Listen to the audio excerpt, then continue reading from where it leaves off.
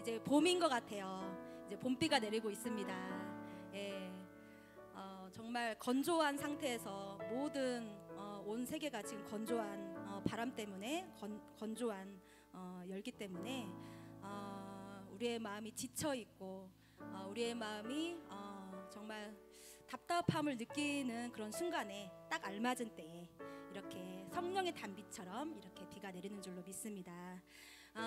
갈급한 심령 위에 단비를 내리시는 주님을 더욱 사모하시는 사순절 기간 되시기를 바랍니다. 우리 옆 사람과 이렇게 한번 축복하면서 인사했으면 좋겠습니다. 이 사순절에도 주님을 더욱 찬양하며 나아갑시다.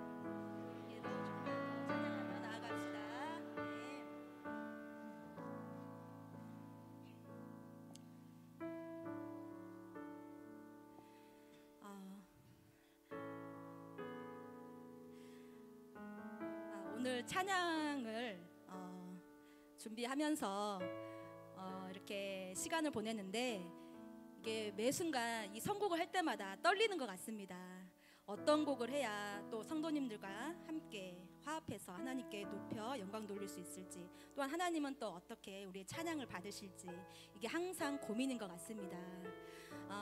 우리를 구원하시기 위해서 십자가에 달려 죽으신 그 예수님의 그 사랑과 그 용기에 힘입어 우리도 주님의 고난에 함께 동참하며 이 어려운 시기에 이 사순절 기간에도 주님의 십자가를 더 사랑하며 주님을 찬양했으면 좋겠습니다. 이 시간 함께 기도하기를 원하는데요. 주님, 우리의 모든 염려 가운데, 우리의 모든 고민 가운데 하나님 한 분만을 바라보기를 원합니다. 십자가에 달려 죽으신, 내 죄를 대신해서 죽으신 그 주님을 찬양하기 원합니다. 내 고난이 너무 아프다고 불평하는 것이 아니라 하나님의 그 십자가의 고난에 함께 동참하니 참 기쁩니다. 참 감사합니다 고백하는 시간 되기를 간절히 기도하시기 바랍니다. 함께 기도합니다.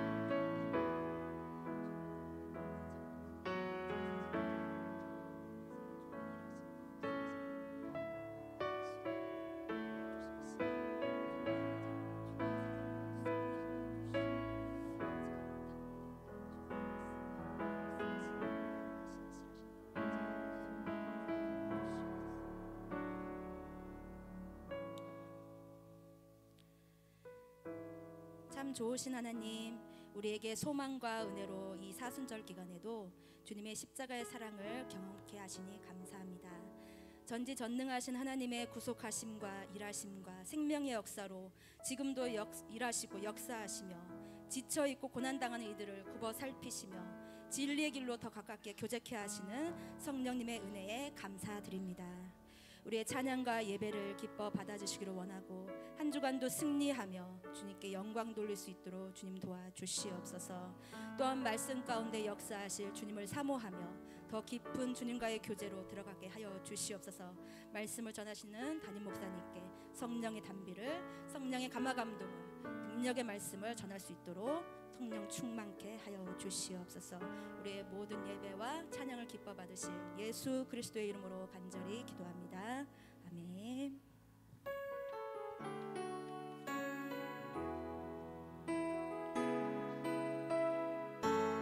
함께 살아 역사하셔서 전능하신 나의 하나님을 찬양하기 원합니다.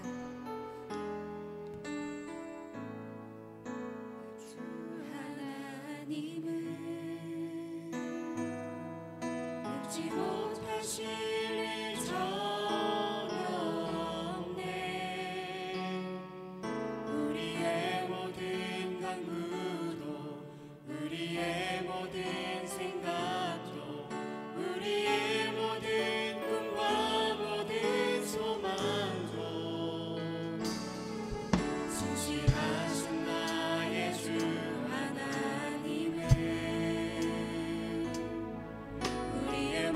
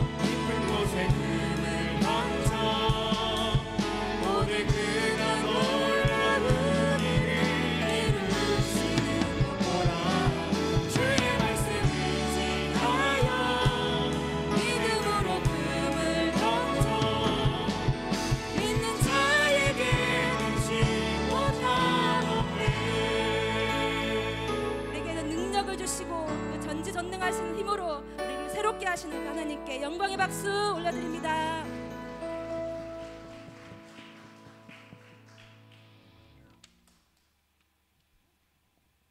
함께 기쁨으로 찬양하며 나아갑니다.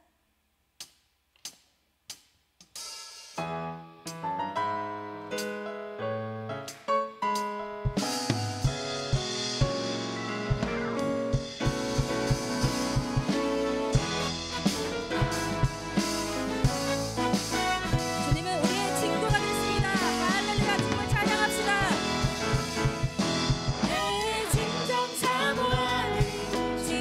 되신 구주 예수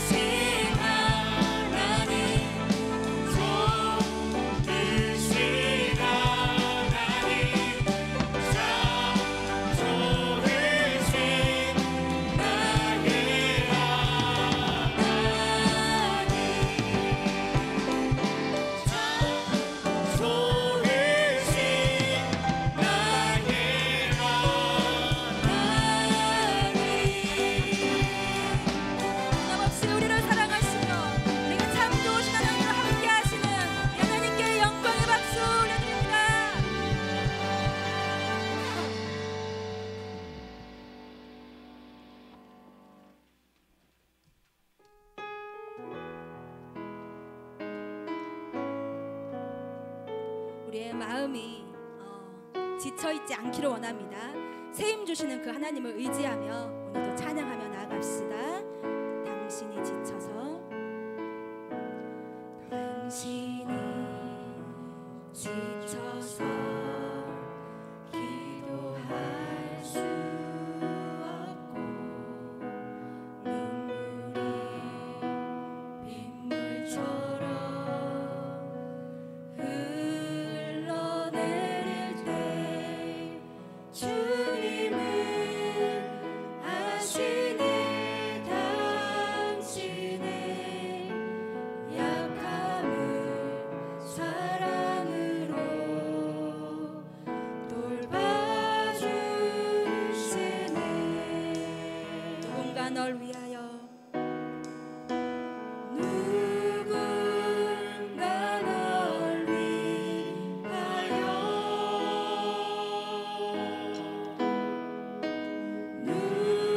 누군가 기도하네.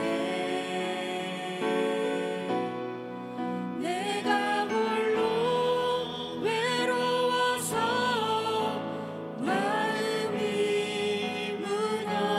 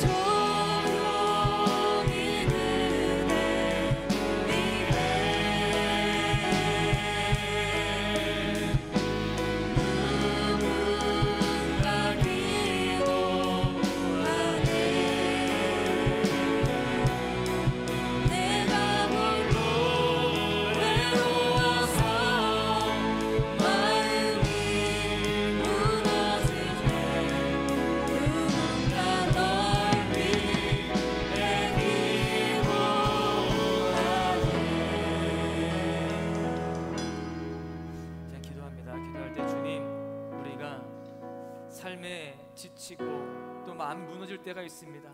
그럴 때에도 우리가 낙심하지 않을 수 있는 이유는 주님이 우리의 힘이 되어주시고 함께 하시기 때문입니다.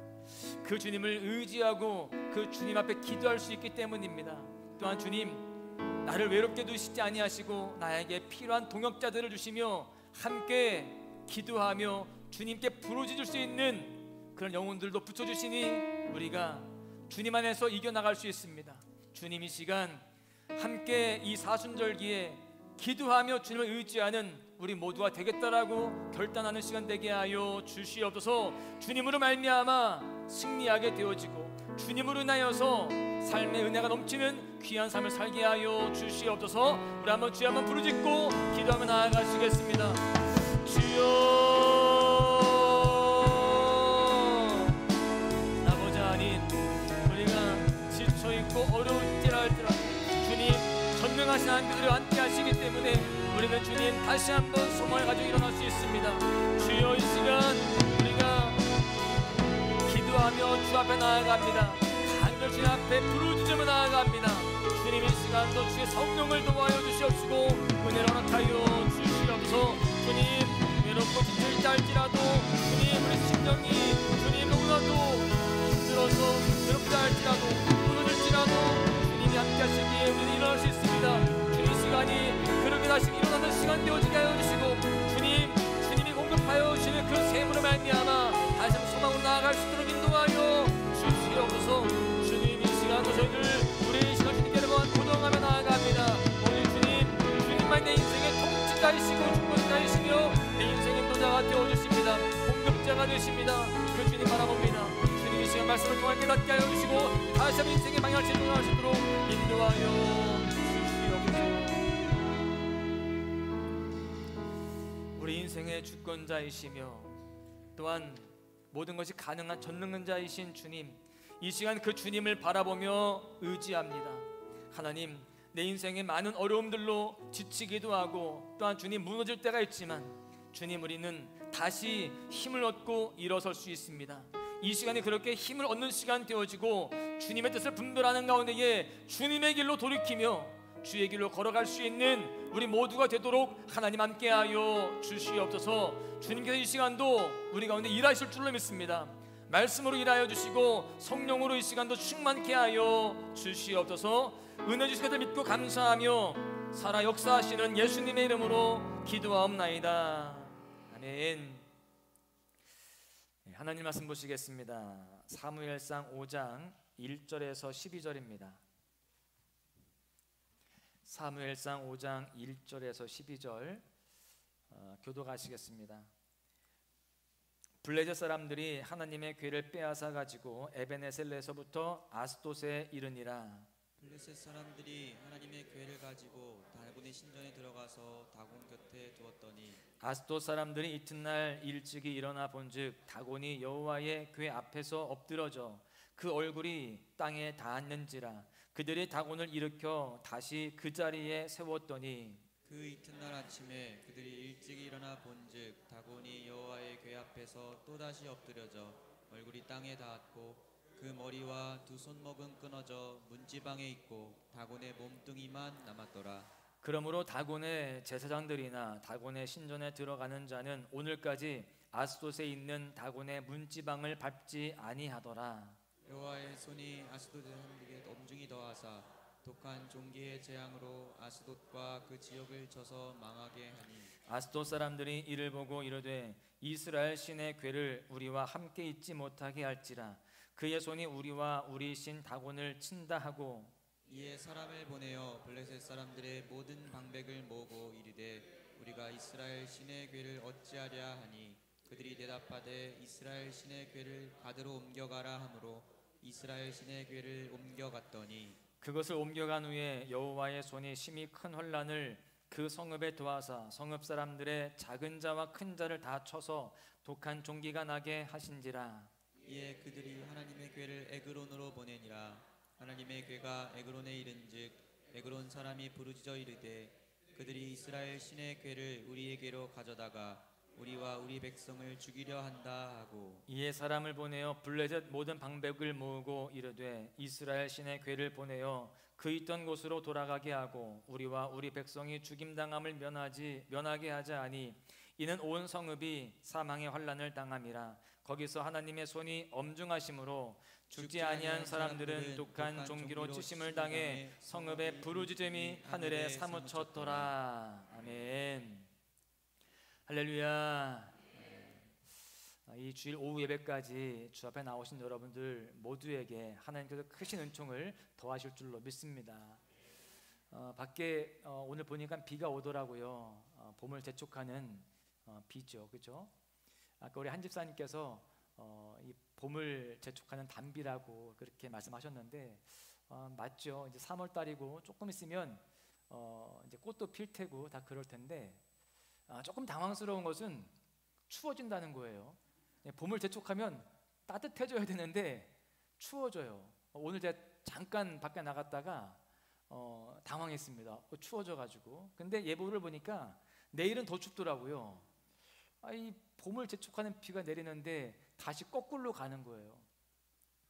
가만히 생각을 해보면 우리가 예상하는 것은 그래 봄비가 내리면 따뜻해지고 그 따뜻한 기운에 봄비가 내렸으니 이제 새싹이 돋고 꽃도 필 거야 라는 기대감을 갖지만 이렇게 예상치 못한 일들이 있다 없다?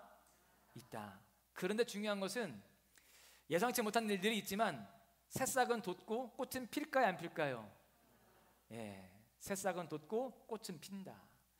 우리의 삶 속에 때때로 어려운 일들이 있고 또 예상치 못한 일들이 있겠지만 그래도 하나님의 뜻은 이루어진다 안 이루어진다? 우리의 삶의 은혜가 임한다 안 임한다? 할렐루야. 그 믿음으로 살아가시기를 간절히 축원합니다. 여러분은 하나님을 어떤 분으로 인식하고 있습니까? 여러분이 믿고 섬기고 있는 하나님은 여러분의 인생 가운데 어떤 역할을 하는 분으로 여러분들은 이해하고 계세요? 여러분, 지금 여러분들은 하나님을 어떤 존재로 지금 섬기고 있습니까? 우리는 이 질문에 대해서 명확하게 대답을 할 수 있어야 할 줄로 믿습니다. 왜냐하면 지금 너무나 많은 사람들이 너무나 모호한 신앙생활을 하고 있기 때문에 그래요. 내가 믿고 따르는 그 하나님에 대해서 명확하게 답을 못합니다. 여러분, 얼마 전에 기사를 보니까 이런 내용이 있어요. 가나안 성도 5년 새 배로 늘어. 그러니까 5년 새 이 코로나가 지나가면서 가나안 성도가 갑절이나 되었다는 겁니다. 가나안 성도가 어떤 성도죠? 가나안을 거꾸로 하면 안 나가. 예수님은 믿지만 교회는 안 나가는 성도를 가나안 성도라고 이야기하거든요. 그런 가나안 성도가 지금 많이 생겨나고 있습니다. 그래서 혼자 온라인으로 예배를 드리고 있는 것이죠. 통계에 보니까 무려 20%가 가나안 성도라고 이야기합니다. 10 중에 2은 교회 안 나가는 거예요. 예수님은 믿지만. 여러분, 이러한 것을 보면서 우리가 무엇을 깨달을 수 있을까요? 성도들이 교회에 대해서 실망해서 또 성도들에 대해서 또 목회자에 대해서 실망해서 그런가 보다 그렇게 이해할 수도 있겠지만 사실은 그 저변에 깔려있는 그들의 마음, 신앙의 중심을 살펴볼 필요가 있습니다. 여러분, 그들은 어떤 마음을 가지고 있느냐? 교회에서 어떤 헌신도 하고 싶지 않은 거예요. 누구의 간섭도 받고 싶지 않은 겁니다. 담임 목사가 계속 새벽 예배 나와라, 뭐 봉사해라 이런 잔소리 안 듣고 싶은 거예요. 들어도 남 얘기로만 들어도 되는 상황이 좋은 거죠. 여러분, 그리고 하나님을 믿는다는 것은 무엇을 이야기하느냐? 한 보험쯤으로 생각하는 거예요. 나를 그래도 지켜줄 수 있는 분은 하나님이시다. 나에게 복을 주실 수 있는 분은, 내 기도에 응답하실 수 있는 분은 하나님이시다 라는 것을 그 생각을 하면서 보험 정도로 생각하고 있는 것이죠. 여러분, 이것은 하나님을 향한 굉장히 불경건한 태도이고요, 하나님을 가볍게 여기는 처사라고 볼 수밖에 없습니다. 진정 하나님을 사랑하고 또 하나님이 원하시는 그 마음, 그것을 알고 순종하는 모습은 전혀 없는 거예요. 내가 원하는 것을 얻고자 하는 일방적인 태도에 불과한 것입니다. 그런데 이와 같은 모습은 지금 이 시대만 있는 것이 아닙니다. 오늘 본문에서도 보니까 블레셋 사람들뿐만이 아니라 선민이라고 일컫는 이스라엘 백성들 역시 하나님을 가볍게 여기는 악한 모습을 보여주고 있습니다.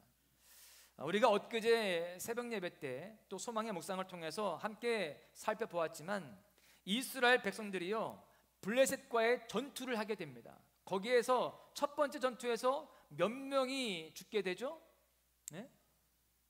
몇 명? 40명? 400명? 네, 다 자신 없어요. 그렇죠? 4,000명이 죽었어요. 이 4,000명이 죽는 일도 굉장히 충격을 받았습니다. 그런데 이 이스라엘 백성들 머릿속에는 이렇게 우리가 패배했는데 어떻게 하면 다시 이길 수 있을까를 고민했겠죠. 그 고민 속에 나온 해답은 뭐였어요? 그들 속에 있었던 해답은 하나님의 궤를 앞세우고 가면 이길 수 있을 것이다 라는 거였습니다.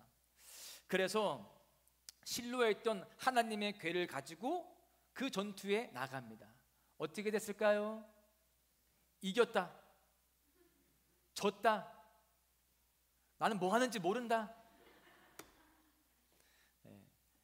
여러분 큰 패배를 경험합니다. 몇 명 죽었어요? 3만 명이 죽었어요. 4,000명보다 8배 많은 거의 10배 가까운 그 이스라엘 군사가 죽게 되었습니다. 3만의 군사가 죽은 것으로 끝나지 않죠. 그 하나님의 궤를 그 블레셋 이방 민족에게 빼앗기게 됩니다. 그런데 이 사실은 우리로 하여금 조금 의아함을 갖게 해요. 가만히 생각을 해보면 요단강물을 건널 때, 요단강을 가르고 건널 때 뭐를 앞세웠어요? 예, 언약궤를 앞세웠거든요. 여리고성을 무너뜨릴 때 여리고를 돌았죠. 뭐를 앞세우고 돌았어요? 언약궤. 여러분, 그래서 우리는 이 언약궤를 앞세우고 갈 때마다 승리가 있었고 기적이 있었는데 왜 이번 블레셋 군대 앞에서는 이렇게 하나님께서 무기력하게 패배하게 되었는가, 이런 생각을 하게 된다는 것입니다. 왜 그랬어요? 우리는 그 이유를 살펴보았죠. 하나님은 이스라엘 백성들이 죄로부터 돌이키기를 원하셨던 것입니다. 그렇게 해서 하나님을 이용하는 모습이 아니라 전심으로 그들이 하나님을 예배하고 경배하며 하나님의 마음에 합한 삶을 살기를 원했습니다. 하나님을 주인 삼고 주님 앞에 순종하는 자로 다시금 바로 서기를, 그렇게 방향을 다시 잡기를 원했다고요. 그런데 그들은 그렇게 방향을 잡지를 못합니다. 여전히 하나님을 이용하려고 했어요. 자기들이 승리할 수 있는 그 승리의 도구쯤으로 생각을 한 것이죠. 그들은 인생의 방향을 재조정하지 않았습니다.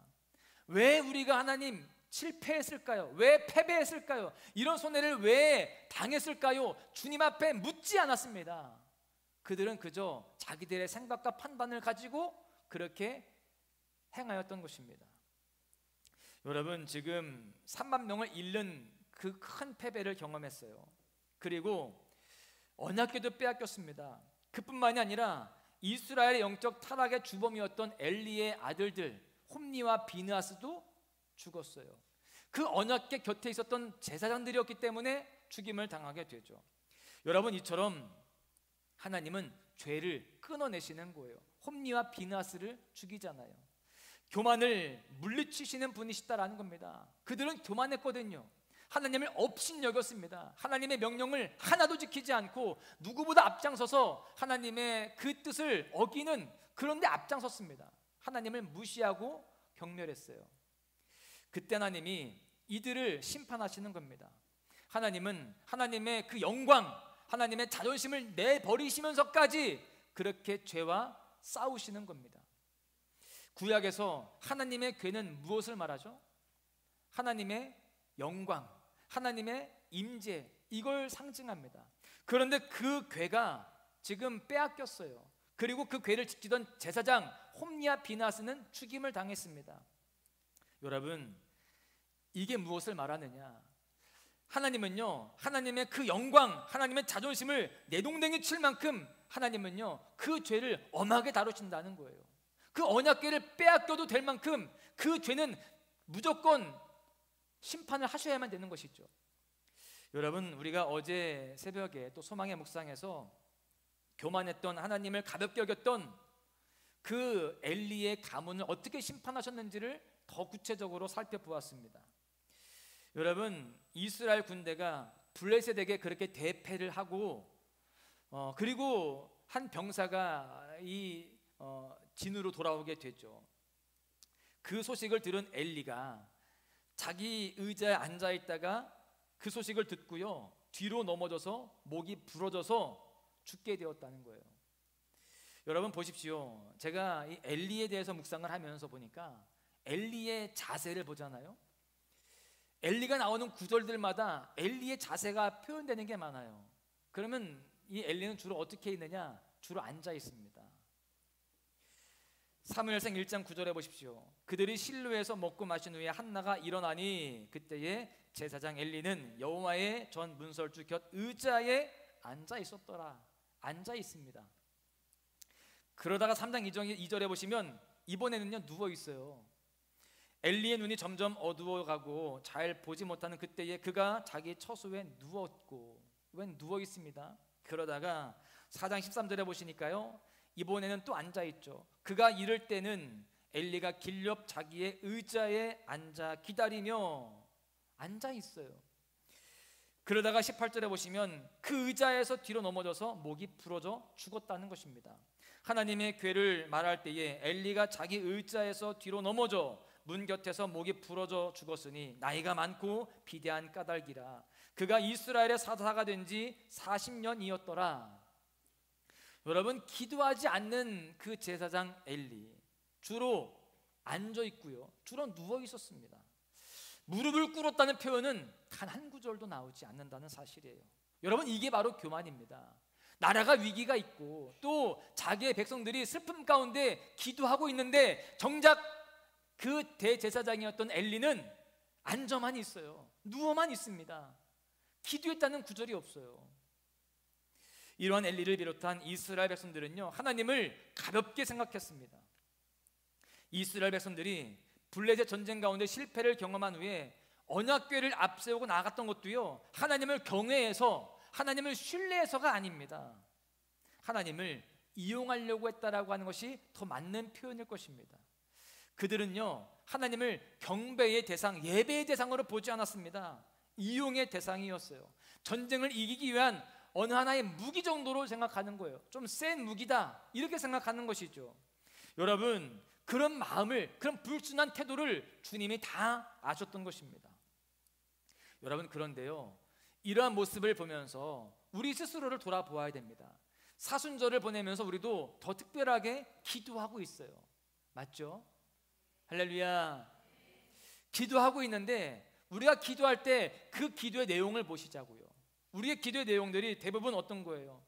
하나님 앞에 내가 무언가를 얻기 위한 기도 아닐까요?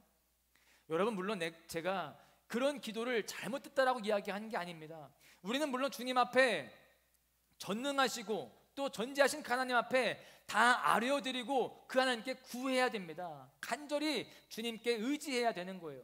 그런데 지금 제가 말씀드리고 싶은 것은 무엇이냐? 우선순위의 문제예요. 우선순위. 여러분, 지금 이 이스라엘 백성들은요, 하나님을 예배의 대상, 경배의 대상으로 생각하지 않습니다. 예배 자체를 중요하게 생각하지 않아요. 뭐가 중요한 거예요? 지금 당장 우리의 이 앞에 있는 그 문제, 그 전쟁 가운데 승리하는 것, 이게 목적이라는 겁니다.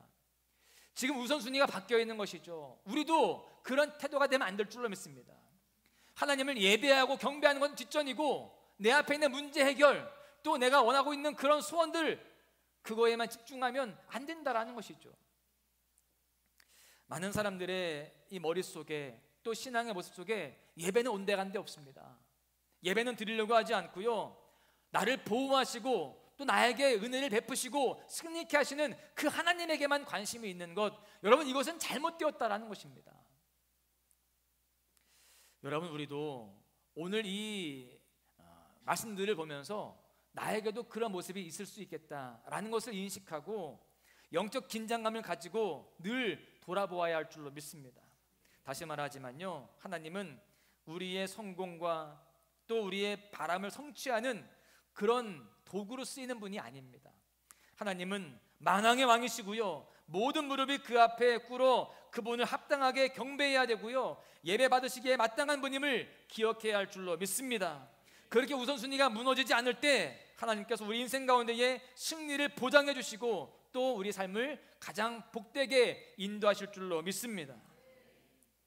이스라엘 백성들이요, 하나님을 수단으로 이용했다라고 한다면 블레셋 사람들은요, 하나님을 그보다 더 경멸하였습니다. 본문 2절에 보십시오. 하나님의 궤를 빼앗아 어디로 가져갔다라고 되어 있죠?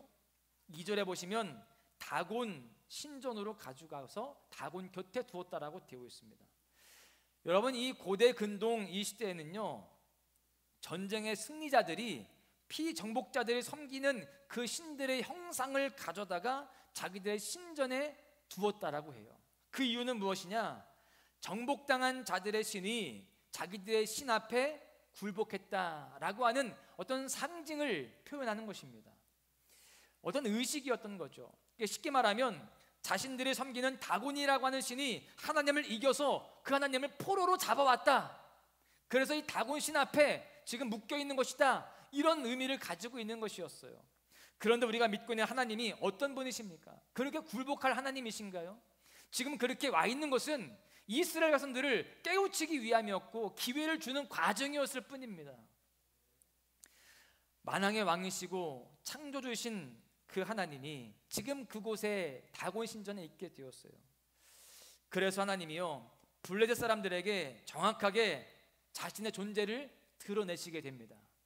이 블레셋 사람들은 확신했어요. 아, 우리의 다곤 신이 이 여호와 하나님을 이겼다, 그런 생각을 했거든요. 그런데 3절에 보십시오.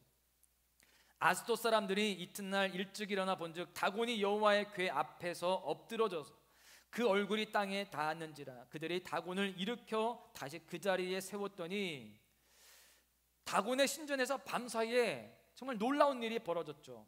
하나님을 다곤 신의 포로로 굴복시키려고 갖다 놨는데 오히려 만왕의 왕이신 여호와 하나님께서 그 다곤 신을 굴복시키는 그런 상황이 되게 되었습니다.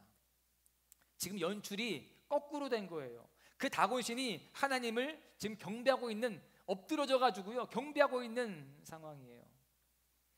그런데 재미있는 것은 3절에 보니까 다곤이 여호와의 궤 앞에서 엎드러져라고 되어 있죠. 이 말씀에서 엎드러져라고 하는 이 단어의 히브리어를 보시면 엘리가 뒤로 넘어졌잖아요, 그렇죠? 의자에서 뒤로 넘어져, 이 표현과 같은 단어를 쓰고 있습니다. 여러분, 같은 동사를 쓰고 있는 이 내용을 보면서 우리는 무엇을 깨달을 수 있느냐? 여러분, 의자에서 뒤로 넘어져서 죽었던 엘리와 하나님보다 더 위대한 신이라고 여기고 있었던 다곤 신이 엎드러져 있는 모습을 통해서 무엇을 말하느냐? 하나님 앞에서 교만하고 악을 일삼는 자들의 최후가 어떠한 것인지를 알려주고 있는 것입니다. 하나님 앞에 교만하며 또 하나님을 멸시하는 자들은 이렇게 고꾸라질 수밖에 없다라는 거예요. 여러분, 우리는 하나님이 어떤 분인지를 분명히 알아야 할 줄로 믿습니다. 만왕의 왕이시고 살아계셔서 역사하시는 하나님이신 줄로 믿습니다. 그 어떤 우상과도 비교할 수 없는 거예요. 그것을 지금 하나님 스스로가 증명하고 계십니다. 물론 하나님께서요, 이 놀라운 일들을 통해서 자신이 참된 신임을 증명하시려는 의도도 있지만 사실 이 이면에는 또 다른 메시지를 가지고 있어요. 무엇이냐? 그 블레셋 사람들에게 기회를 주는 거예요. 너희들이 생각하고 있는 그 다곤 신이 참 신이 아니다. 봐라, 지금 너희들의 신이 내 앞에 지금 엎드러져 있지 않느냐. 이것을 알려주시기 위함이에요. 하나님은 블레셋 사람들도 귀하게 여기셨던 것이죠. 그런데 여러분, 그 블레셋 사람들은 깨닫지 못합니다. 누가 봐도 지금 역전되어 있거든요.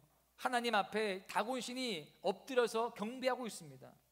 그걸 보면서 돌이켜야 되는데 돌이키지 않죠. 3절 하반절에 보시면 이렇게 되어 있어요. 그들이 다곤을 일으켜 다시 그 자리에 세웠더니, 여러분, 하나님은 블레셋 사람들에게 기회를 주셨는데 지금 블레셋 사람들은 여전히 다시 자신들이 만들어 놓은 신을 일으켜 세우고 있어요. 여러분, 이처럼 사람들은 자신이 만들어 놓고 자신이 세운 그 무엇인가로부터 자유하기가 힘든 모습이 있습니다. 어떤 사람들은 자신의 인맥과 자신의 재물, 재력 이런 것들을 다곤으로 믿고 의지합니다. 또 어떤 사람들은요, 자신의 건강과 자기의 경험 이런 것들을 자기의 다곤으로 섬기고 있는 거예요. 그것들이 자기의 인생을 지켜줄 것이라고 믿고, 그러한 것들이 자신의 삶을 더 풍성하게 해줄 것이라고 믿고, 오늘도 여전히 그것들을 자신의 손으로 일으켜 세우고 있는 거예요. 하나님이 그것을 자꾸 무너뜨리려고 하는데, 그래서 하나님만을 바라보라고 그렇게 메시지를 주시고 기회를 주시는데, 우리 스스로가 다시 한번 인맥을 세우고 또 물질을 세우고 나의 경험을 세우고 나의 어떤 그런 지혜를 세우려고 하는 그런 모습들이 있다라는 것이죠. 여러분, 그런 모습들이 사실 우리 가운데 얼마나 많습니까? 우리 손으로 다시금 세워가고 있는 거예요. 하나님이 무너뜨리셨는데 내 손으로 그것을 일으켜 세우고 있다는 것입니다. 이번에는요, 하나님께서 더욱더 분명하게 그들에게 사인을 주십니다. 진짜 참된 신은 오직 하나님 한 분밖에 없음을, 자신이 믿고 있는 다곤이라는 신이 얼마나 헛된 것임을 다시 한번 확실한 증표로 보여주시는데, 4절에 보십시오. 그 이튿날 아침에 그들이 일찍이 일어나 본즉 다곤이 여호와의 궤 앞에서 또다시 엎드려져 얼굴이 땅에 닿았고 그 머리와 두 손목은 끊어져 문지방에 있고 다곤의 몸뚱이만 남았더라. 여러분, 지금 이것은 우연이 아니에요. 또다시 엎드러졌습니다. 그런데 이번에는요, 머리와 두 손목이 끊어진 채로 엎드러져 있었어요. 머리와 두 손목이 끊어졌다, 이것은 그 고대에 무엇을 말하느냐? 형벌을 의미합니다. 지금 형벌을 당한 것과 같은 그러한 모습이에요. 이 다곤신이요, 이렇게 생겼어요. 다리는 물고기 모양으로 되어 있거든요.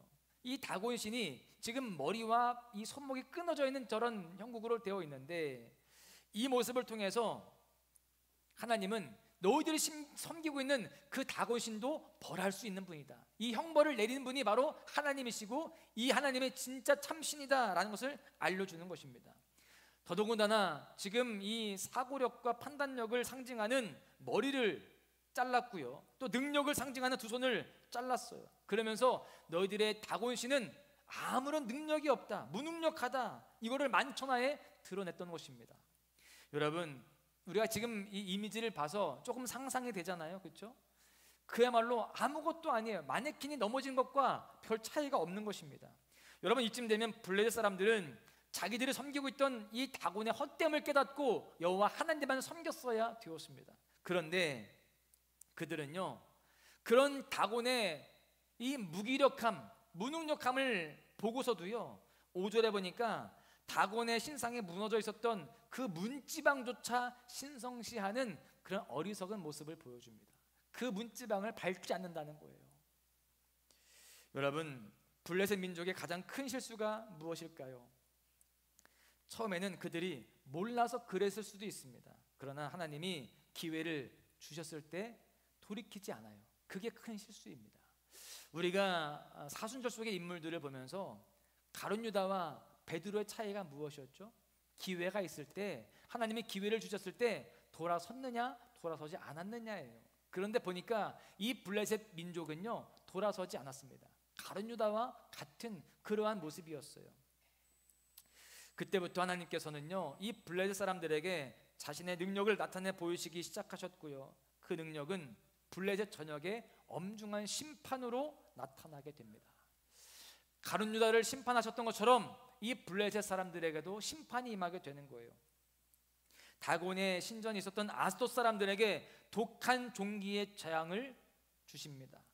그러니까 그들은요, 자신의 신 다곤을 지키기 위해서 언약궤를 가드로 옮깁니다. 여러분, 이들의 이 처신이 얼마나 어리석은지 몰라요. 이 재앙의 원인이 이스라엘의 하나님이 아스돗 신당의 다곤 신에게 진노한 것으로 오해를 하고 그 언약궤를 다른 곳으로 옮기면 우리 이 땅 가운데는 그 재앙이 사라질 것이다 라고 생각을 하고 장소를 옮기는 거예요. 여러분, 하나님이 장소와 시간의 구애를 받는 분이십니까? 그렇지 않잖아요. 그런데 이 블레셋 사람들은요, 근본적인 문제를 해결하지 않고 계속해서 언약궤를 블레셋 여러 지역으로 계속 옮깁니다. 아스돗에서 가드로, 또 가드에서 에그론으로 옮깁니다. 그런데 심판은 또 그 진노는 멈추지 않죠. 11절 후반절에서부터 12절에 보십시오. 온 성읍이 사망의 환난을 당함이라. 거기서 하나님의 손이 엄중하심으로 죽지 아니한 사람들은 독한 종기로 치심을 당해 성읍의 부르짖음이 하늘에 사무쳤더라. 여러분, 엘리 가문의 멸망과 또 블레셋 민족의 심판을 통해서 우리는 무엇을 볼 수 있습니까? 성경에서 말하고 있는 죄악 중에서 교만의 죄만큼은 정말 엄중하게 하나님이 다루신다는 것을 깨달을 수가 있습니다. 교만이 무엇일까요? 하나님 없이도 나는 살아갈 수 있다, 이런 태도 아니겠어요? 하나님으로부터의 독립을 의미합니다. 지금 이스라엘 백성들도 또 이 블레셋 사람들도 이런 교만 가운데 빠져 있는 것입니다. 하나님을 예배하고 경배했던 것이 아니라 하나님을 이용해서 자기의 만족과 유익을 취하려고만 했던 그 엘리 가문과 이스라엘 백성들의 결말도 그래서 그렇게 비참했던 것이고요. 또 하나님의 백성인 이스라엘을 이겼다고 생각하면서, 하나님을 이겼다라고 생각하면서 교만했던 블레셋 사람들의 결말도 동일했던 것입니다. 다 심판과 멸망뿐이었습니다. 그래서 우리는 더욱더 낮은 마음을 갖고자 힘써야 되는 것입니다. 겸손히 주님만을 바라보고 주님만을 의지하고 주님께서 원하시는 것이 무엇인지를 분별하고 순종하는 삶을 살아가야 할 줄로 믿습니다. 그럴 때 하나님께서 우리의 삶에 가장 은혜로운 것들로 채워주시고 이끌어 가시는 거예요. 내가 내 힘으로 아무리 노력해도요, 하나님이 막으시면 아무것도 되지 않습니다. 오히려 교만해지면 하나님은 다 막으시고 재앙과 심판으로 우리를 일깨우시는 거예요. 우리는 매 맞기 전에 우리가 알아서 더 겸손히 주님 앞에 바로 서야 할 줄로 믿습니다. 그럴 때 그렇게 주님께서 깨우쳐 주시고 기회를 주실 때에 우리는 방향을 재조정하고 주님께로만 나아갈 수 있어야 할 줄로 믿습니다. 할렐루야. 결론의 말씀을 드릴게요. 영국에 왕관을 쓰지 않는 괴짜 임금이 있었습니다. 실제 인물인데요, 카뉴트 왕입니다. 이 왕은요, 자신의 신하들이 자기를 지나치게 찬양하는 것이 싫었습니다. 이 신하들은 서로 더 인정받으려고, 높은 자리에 올라가려고 왕에게 잘 보였겠죠. 또 왕을 칭찬하고 칭송했겠죠. 그런데 그런 모습이 이 왕은 별로 마음에 들지 않았습니다. 어느 날 그는 신하들에게 자기의 그 왕좌 있죠, 그 의자를 해변가로 옮기라고 명령합니다. 바닷가에 놓인 이 왕좌에서 이 왕이 앉아가지고요, 그 수평선을 응시합니다. 이 밀려오는 이 파도가 있잖아요. 그 파도를 보면서 이 왕이 외칩니다. 파도야 멈춰라, 소리 지르는 거예요. 다시 한번 파도야 멈춰라. 몇 번을 그렇게 합니다. 파도가 멈췄을까요? 안 멈춥니다. 저도 바닷가 앞에 살아봤지만 파도가 쉰 적을 저는 한 번도 본 적이 없습니다.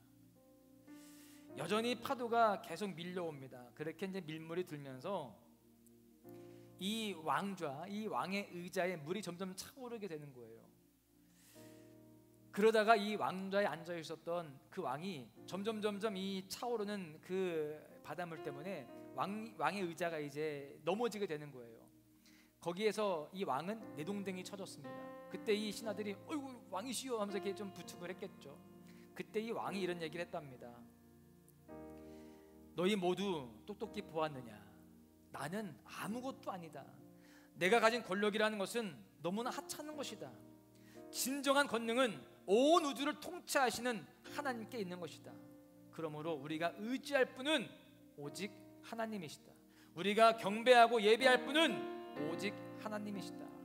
이렇게 이야기했다는 거예요. 그날 이후에 그는 왕관을 벗어서 십자가에 달린 예수님의 그 상에 걸어놓고 겸손한 왕이 되기로 기도했다는 겁니다. 여러분, 우리도 나에게 씌워져 있는 그 왕관을 주님께 드려야 할 줄로 믿습니다. 십자가에서 승리하신 예수님, 십자가를 통해 우리의 진정한 왕이 되신 예수님께 우리의 왕관을 내어드리는 그런 겸손함으로 살아가야 할 줄로 믿습니다. 우리가 살펴본 엘리도 또 이스라엘 백성들도 그리고 블레셋도 돌이키지 않았어요. 또 우리가 아침에 살펴보았던 가룟 유다도 돌이키지 않았습니다. 방향을 바로잡지 않았어요. 그 원인은 바로 교만이었습니다. 그런데 베드로는 어땠어요? 돌이켰습니다. 그리고 그 이후에 나오는 사무엘도요, 방향을 늘 하나님께로만 향하여 있었습니다. 하나님의 음성을 듣고 하나님의 말씀 따라 나아가는 그러한 존재로 살아갔습니다. 그렇게 하나님을 섬겼고 순종했어요. 사랑하는 소망가족 여러분, 무엇보다 우리는 하나님의 능하신 손 아래에서 겸손해야 할 줄로 믿습니다. 겸손한 자만이 하나님의 심판을 면할 수가 있고요, 하나님의 도우심을 경험할 수 있는 줄로 믿습니다. 베드로전서 5장 5절 하반절에 이렇게 말씀하죠. 하나님은 교만한 자를 대적하시되 겸손한 자들에게는 은혜를 주시느니라. 여러분, 은혜 위에 굳게 서기를 위해서는 먼저 하나님 앞에 겸손해야 됩니다. 그리고 그 하나님을 경배하고 예배하며 그 주님 뜻 가운데에 살아가야 할 줄로 믿습니다. 그때 하나님의 은혜가 가득하게 임할 줄로 믿습니다. 그 하나님의 은혜가 가득한 삶이 되시기를 주님의 이름으로 간절히 축원합니다. 함께 찬양하겠는데요, 제가 예배 전에 잠깐 찬양을 했었습니다. 우리 찬양단들이 모른다고 해서 찬양을 했는데, 사실 저는 개인적으로 굉장히 좋아하는 찬양인데 우리 소망교회 성도들이 잘 몰라서 많이 안 했는데 오늘 용기를 내서 그냥 합니다. 근데 여러분들 이 찬양이 그래도 익숙하실 거예요. 정말 이 찬양의 가사를 생각하시면서 주님의 은혜가 한량없습니다. 그 주님의 그 은혜 안에서 내가 더 겸손하게 더 주님의 뜻 가운데 살아가겠습니다. 그렇게 결단하시면서 함께 찬양하시겠습니다. 주의 십자가 보혈 아니면 내가 어찌 죄사함 받으며, 주의 십자가 보혈 아니면 내가 어찌 구원을 받으랴. 주의 십자가 보혈 아니면, 주의 십자가 보혈 아니면 내가 어찌 주의 자녀 되며, 주의 십자가 보혈 아니면 내가 어찌 영생을 얻음. 주의 보혈 능력 있도다. 주의 보혈 능력 있도다. 주의 피 믿으오. 주의 보혈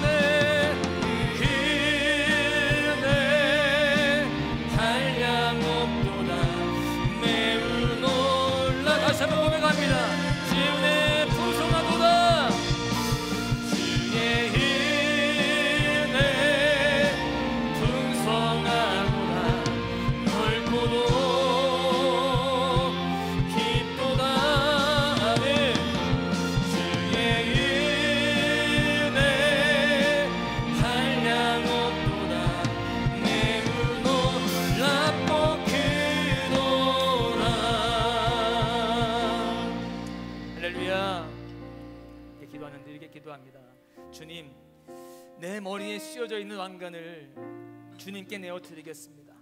나는 왕 되신 주님 앞에 아무것도 아님을 인정합니다. 그렇게 다시금 방향을 바로 잡으며 사무엘처럼 겸손함으로 나아가겠습니다. 교만을 다 버리고 겸손의 자리로 나아가겠습니다. 주님의 십자가가 아니고서야, 주님의 은혜가 아니고서야 어찌 내가 구원을 받고 어찌 내가 하나님의 자녀가 되며 어찌 내가 은혜를 누리겠습니까? 주님의 그 크신 은혜를 기억하면서 나도 더욱 그 주님 사랑하겠습니다. 그 주님 경외하며 매 순간 주님을 의식하며 주님 뜻 가운데 살아가겠습니다. 주님, 이 사순절기가 그렇게 십자가의 정신을 회복하는 그런 절기가 되어지며 주님의 그 놀라운 사랑 안에 더 기쁜 은혜를 누리게 하여 주시옵소서. 우리 이제 한번 부르짖고 결단하며 기도하시겠습니다. 주여, 아버지 하나님, 이 시간 저희들 주님 앞에 말씀을 듣고 다시 한번 결단하며 기도합니다. 주님, 우리가 주님 앞에 더욱더 겸손하여지겠습니다. 나의 만왕의 왕 되신 온 땅의 통치자이시며 주권자이신 그 주님 앞에 내가 더 낮아지며 살아가겠습니다. 나는 아무것도 아닙니다. 그 손 안에서 우리는 정말 무기력하고 주님 무능력한 됨을 인정하면서 주님께 내어 맡기겠습니다. 오직 예수 그리스도만이 내 삶의 예배자이며 주님 또한 저 경배의 대상이십니다. 그 주님 바라보며 그 주님께 바로 방향을 바로 잡으며 나아가겠습니다. 주님 사무엘처럼 또 베드로처럼 그렇게 방향을 바로 잡고 주님 앞에 겸손히 살아가겠습니다. 오 주여, 주님의 그 십자가가, 주님의 그 은혜가 주님 우리를 사로잡습니다. 그 은혜가 있기에 우리가 주님 안에 구원을 받았고 은혜를 누리고 있습니다. 하나님 하나님의 자녀가 되면서 주님 가운데 살아가게 되었습니다. 그 자리를 인정하면서 살아갈 수 있게 하여 주시고 우리 모든 소망가족들이 주님 오직 예수 그리스도 주님만 바라보고 연양할 수 있도록 주여 도와주시옵소서. 내 머리에 씌워져 있는 그 왕관 다 주님께 내어드리겠습니다. 오직 주님만 내 인생의 왕이시며 통치자가 되어주시옵소서. 주님 그 어떤 것도 세상의 것이 주님 나의 모든 내 개인적인 것들이 내 욕심이 나를 지배하지 않도록 인도하여 주시고 오직 주님 나를 사로잡아 주시며 나를 지배하여 주시려 원하나이다. 주여 매 순간 주님을 의식하며 주님 끝까지 살아가시도록 인도하여 주시옵소서. 이 사순절기에 하나님을 훈련하게 하여 주시고 거룩한 관용이 모두가 되도록 하나님 함께하여 주시옵소서.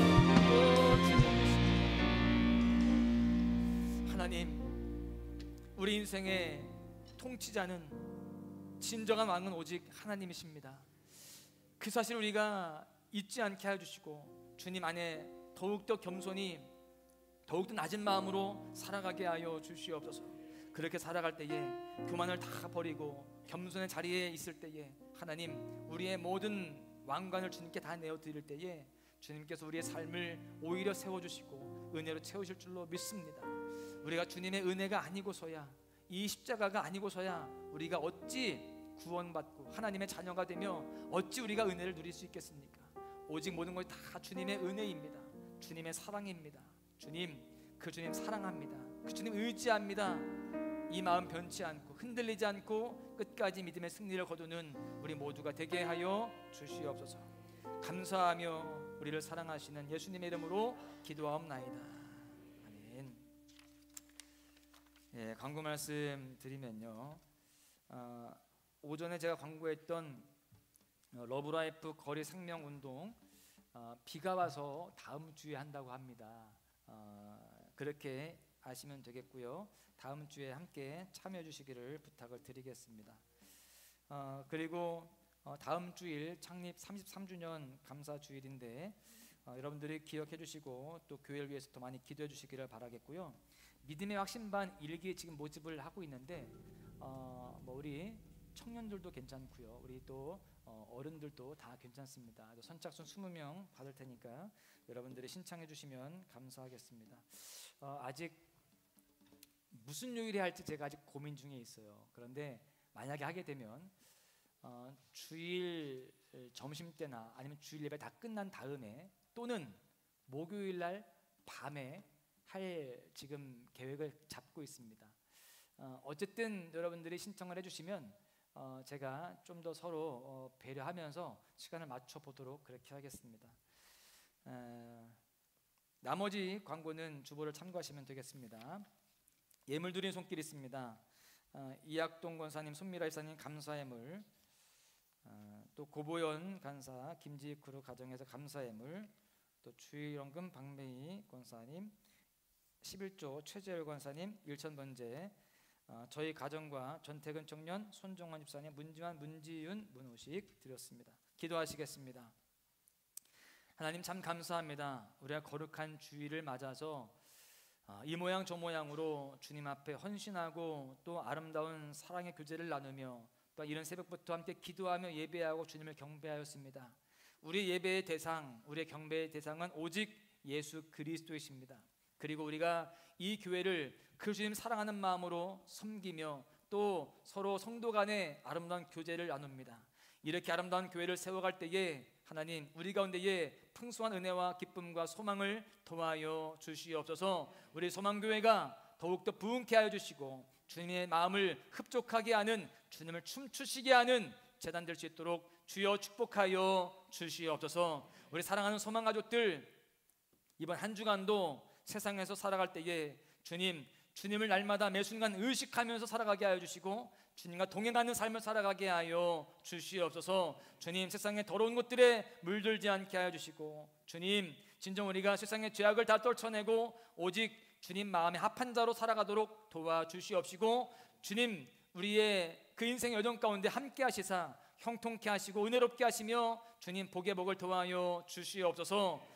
주님, 일교차가 심합니다. 그래서 감기 걸리기 쉬운데 우리 소망가족들 감기에 걸리지 않게 하여 주시고 건강케 하여 주시며 주님, 날마다 예배하기에 충성하기에 부족함이 없도록 늘 눈동자와 같이 지켜 주시옵소서. 주님, 이 시간 예물 드린 손길들도 있습니다. 기억하여 주시고 드린 손길들 주님 삶의 복을 허락하여 주시고 가정의 은총을 도와여 주시옵소서. 11조를 구별하여 드렸고 1,000번제와 감사예물을 드렸습니다. 주님, 이 예물들마다 주님께서 은총을 도와시사 기도 제목들이 응답되어지고 삶의 복이 충만케 하여 주시옵소서. 이제는 우리 구주 예수 그리스도의 은혜와 하나님의 그 크신 사랑하심과 성령님의 교통하심이 이제 말씀을 듣고 오직 주님만을 높이며 주님 앞에 겸손하기로 결단하고 세상으로 나아가는 모든 심령들 머리 위에, 저들의 가정과 일터와 삶의 모든 영역들 위에 이제부터까지 함께 하시기를 간절히 축원하옵나이다.